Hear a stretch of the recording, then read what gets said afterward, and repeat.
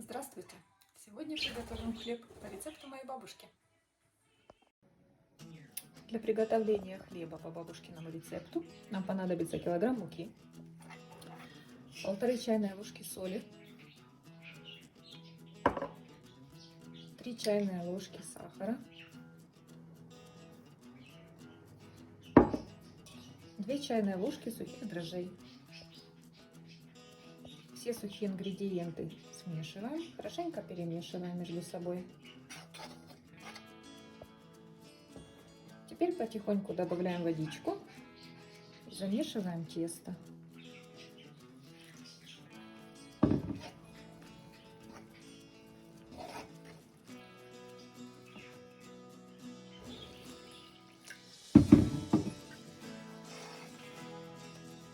Воду лучше добавлять постепенно, так как мука у всех разная, может взять разное количество воды.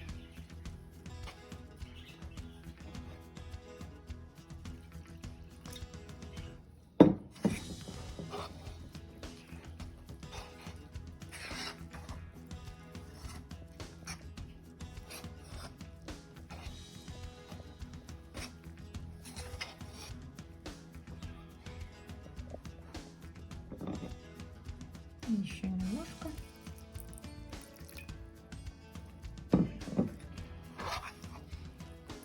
Собираем все в один комочек.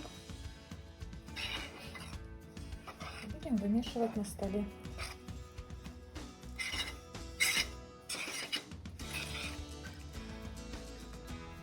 Хорошенько вымешиваем тесто. Тут надо не лениться и хорошо потрудиться. Чем лучше вымесим тесто, тем оно будет эластичнее, а хлеб пушистее. Если прилипает, не бойтесь. Мешайте, мешайте. Выделится клейковина вся нужная. Тесто станет гладким, красивым.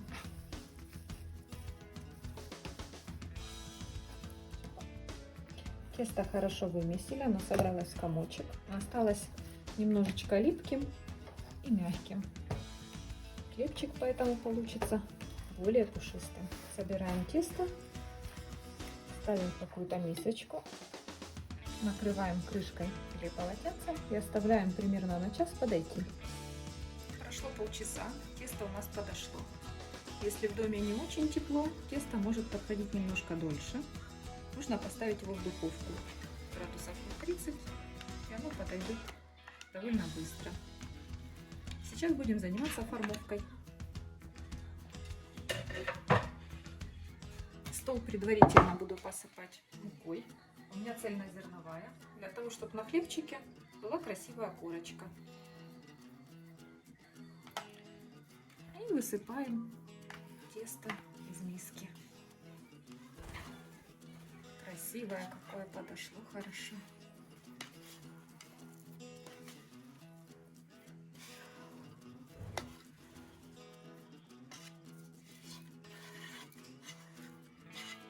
Так, собираем все. Ничего не осталось. Предварительно подготовила 2 формы. У меня одна чуть побольше, вторая поменьше. Поэтому тесто буду разделять на 2 неравные части. Одна больше, другая меньше. Перетрусим сверху еще немножко. И разделяем на 2 кусочка. Этот пока откладываем. Будем формовать вот этот. Для того, чтобы хлебчик получился красивой формы, растягиваем тесто в прямоугольник и складываем.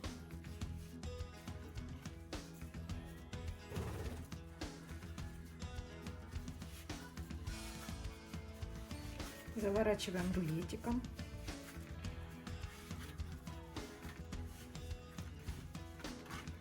И еще раз. Не бойтесь, сворачивайте туго. Тесто сейчас расстоится. Будет очень красивый хлебчик. Все краешки защипываем.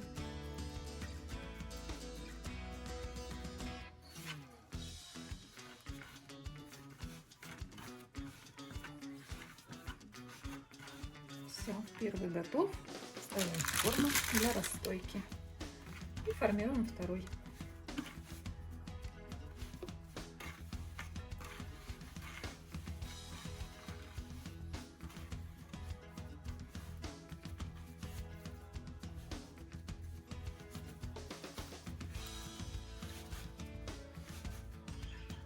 И опять защипываем края. Обваляем в муке. И во вторую форму. Все, оставляем хлебчик расстояться примерно на полчаса, чтобы увеличился в размерах минимум в половину. Вот такой замечательный хлебчик у нас получился. Весь пропекся. Этот пекся без крышки, получился более темный, но хрустящий. Этот хлебчик пекся под крышечкой. Получился румяный. Из-за того, что пекся под крышкой, корочка у него будет гораздо тоньше. Мягкий и воздушный. Теперь посмотрим, какой он внутри.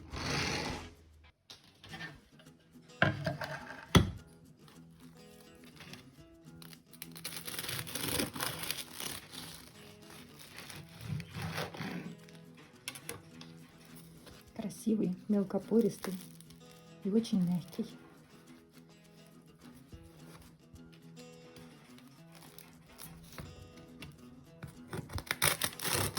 У этого корочка более толстая, а внутри тоже мягкий, пушистый. Пеките хлеб.